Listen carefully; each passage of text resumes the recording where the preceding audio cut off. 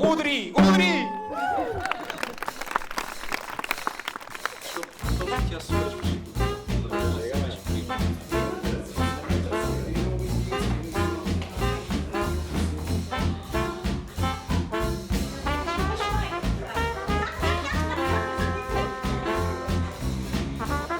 Всъщност на нашата.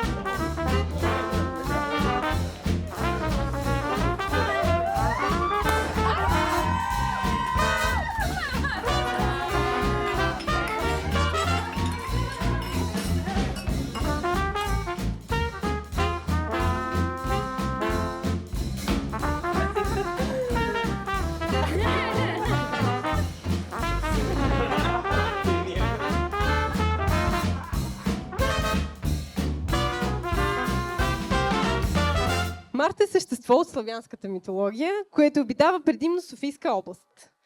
Леговището му е кухнята, а мита за гъвената му супа ще я разказвам друг път.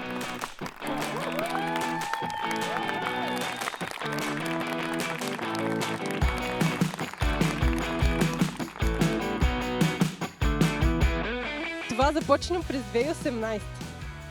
Виждах, че се проявяват необичайни за нея симптоми, като светещи очи, постоянна еуфория, аритмия и липса на концентрация.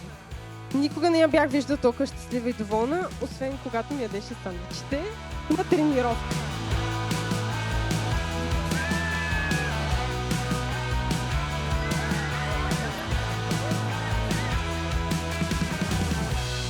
В заседанието Марто продължих да научавам неща постепенно. Но след тези симптоми за едно бях сигурна на секундата. Двамата заедно правеха магията.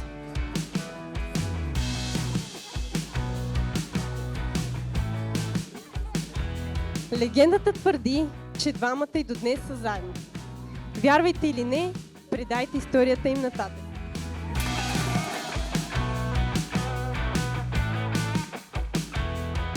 А колкото до сандвичите, извинявай за горчицата, но предполагам, днес няма проблем да ти е горчица.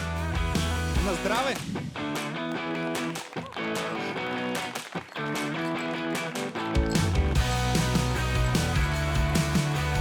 Запомнете как се обичате тук и днес. Наивно е да се мисли, че винаги ще се обичате така, но искам да си спомняте. Защото някъде във вас винаги ще живее човекът, който сте тази вечер.